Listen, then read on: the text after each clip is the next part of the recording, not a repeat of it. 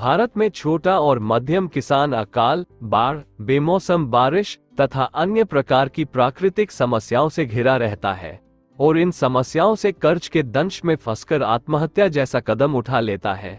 ऐसे ही एक किसान के जीवन पर प्रकाश डालती हुई मुंशी प्रेमचंद की कहानी पूस की रात का भाग 3 प्रस्तुत है। 1 घंटा और गुजर गया। रात ने शीत को हवा से धधकाना शुरू किया।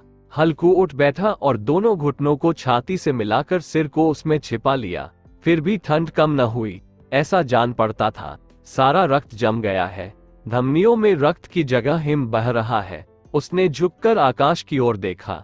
अभी कितनी रात बाकी है। सप्त ऋषि तारे अभी आकाश में आधे भी नहीं चढ़े, ऊपर आ जाएंगे तब कहीं सवेरा होगा। अभी 1 पहर से ज्यादा रात बाकी है। हल्कू के खेत से कोई 1 गोली के टप्पे पर आमों का एक बाग था। पतझड़ शुरू हो गई थी।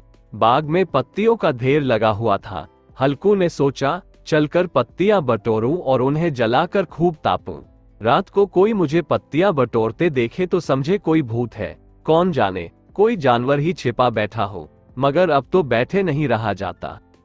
उसने पास के अरहर के खेत में जाकर कई पौधे उखाड़ लिए और उनका एक झाड़ू बनाकर हाथ में सुलगता हुआ उपला लिए बगीचे की तरफ चला। जबरा ने उसे आते देखा तो पास आया और दुम हिलाने लगा। हल्कू ने कहा, अब तो नहीं रहा जाता जबरू, चलो बगीचे में पत्तियां बटोर कर तापें, गर्म हो जाएंगे तो फिर आकर सोएंगे, अभी तो बहुत रात बाकी है।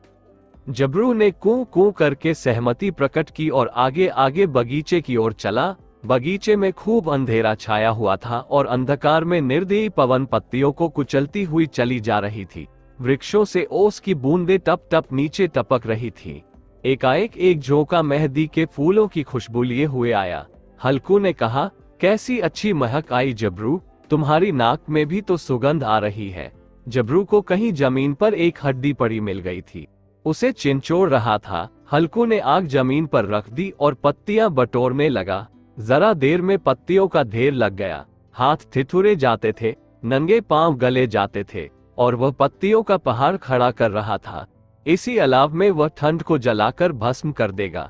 थोड़ी देर में अलाव जल उठा। उसकी लौ ऊपर वाले वृक्ष की पत्तियों को छू छू कर भागने लगी। उस अस्थिर प्रकाश में बगीचे के विशाल वृक्ष ऐसे मालूम होते थे मानो उस अथाह अंधकार को अपने सिरों पर संभाले हुए हों। अंधकार के उस अनंत सागर में यह प्रकाश एक नौका के समान हिलता मचलता हुआ जान पड़ता था। हल्कू अलाव के सामने बैठा आग ताप रहा था। एक क्षण में उसने दोहर उतारकर बगल में दबा ली, दोनों पांव फैला दिए, मानो ठंड को ललकार रहा हो। तेरे जी में जो आए सोकर, ठंड की असीम शक्ति पर विजय पाकर वह विजय गर्व को हृदय में छिपा न सकता था।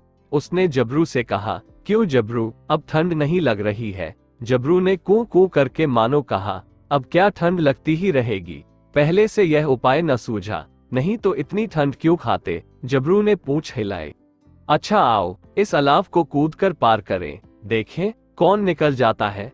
अगर जल गए बच्चा तो मैं दवा न करूंगा। जबरू ने उस अग्निराशि की ओर कातर नेत्रों से देखा। मुन्नी से कल न कह देना, नहीं तो लड़ाई करेगी। ये कहता हुआ वह उछला और उस अलाव के ऊपर से साफ निकल गया। पैरों में जरा लपट लगी, पर वह कोई बात न थी। जबरा आग के गिर्द घूमकर उसके पास आ खड़ा हुआ।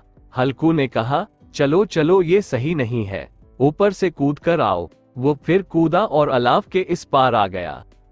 पूस की रात कहानी का भाग 3 समाप्त हुआ। इस कहानी का अंतिम भाग 4 सुनने के लिए बने रहें हमारे साथ। धन्यवाद। वीडियो अच्छी लगी हो तो लाइक और सब्सक्राइब करना न भूलें।